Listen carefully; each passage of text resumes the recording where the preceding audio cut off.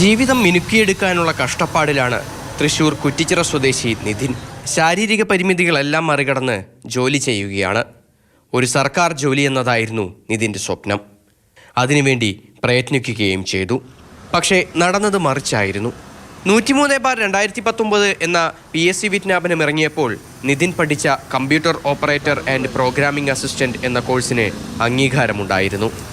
പരീക്ഷ എഴുതാൻ യോഗ്യനാണെന്ന് PSC തന്നെ അറിയിക്കുകയും ചെയ്തിരുന്നു. പഠിച്ച് പരീക്ഷ എഴുതി, സർട്ടിഫിക്കറ്റ് വെരിഫിക്കേഷനും കഴിഞ്ഞു. അപ്പോഴും PSCയുടെ നോട്ടത്തിൽ ജോലി കിട്ടാൻ യോഗ്യനായിരുന്നു. പക്ഷേ റാങ്ക് ലിസ്റ്റ് വന്നപ്പോൾ പേരില്ല.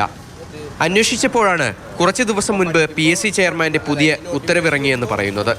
നിതിൻ മാള സർക്കാർ ITIയിൽ പഠിച്ച കോഴ്സിൻ്റെ അംഗീകാരം റദ്ദാക്കിയെന്ന്.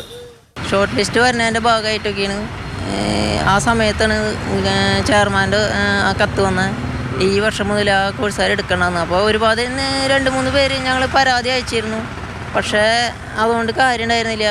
പരീക്ഷ എഴുതിയപ്പോഴും സർട്ടിഫിക്കറ്റ് പരിശോധിച്ചപ്പോഴുമെല്ലാം അംഗീകാരമുണ്ടായിരുന്ന കോഴ്സിന് പെട്ടെന്നെങ്ങനെ നിലവാരമില്ലാതായെന്ന അമ്പരപ്പിലാണ് ഈ ചെറുപ്പക്കാരൻ.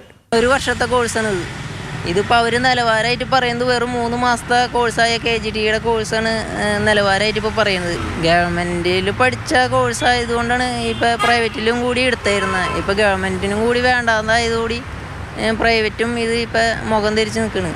ഒറ്റയ്ക്കായതിനാൽ നിതിൻ്റെ പോരാട്ടം വകവയ്ക്കുന്നില്ല PSC. ഒരുപാട് ഉദ്യോഗാർത്ഥികൾ ഉണ്ടായിരുന്നെങ്കിൽ ഒരുപക്ഷെ ഇങ്ങനെയൊരു സ്ഥിതി വരില്ലായിരുന്നു. ഉറപ്പായിരുന്ന ജോലിയാണ് ഇപ്പോൾ നഷ്ടപ്പെടലിൻ്റെ വക്കിലെത്തി നിൽക്കുന്നത്. അപ്പോഴും ഇതൊന്നും അറിയാതെ മാള സർക്കാർ ITIയിൽ ഇതേ കോഴ്സ് തുടരുകയാണ്.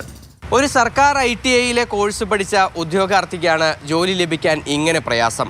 അതേ സർക്കാരിന് കീഴിലുള്ള PSC തന്നെയാണ് ഈ കോഴ്സിന് അംഗീകാരമില്ല എന്ന് ഇപ്പോൾ പറയുന്നത്. ഇങ്ങനെയെങ്കിൽ ആർക്കാണ് ഇവിടെ ജോലി കിട്ടുക? നിതിൻ ജോലി ലഭിക്കാനുള്ള പോരാട്ടം ഇപ്പോഴും തുടരുകയാണ്. മണികണ്ഠനൊപ്പം MS ലിഷോയ്, മാതൃഭൂമി ന്യൂസ്, തൃശൂർ.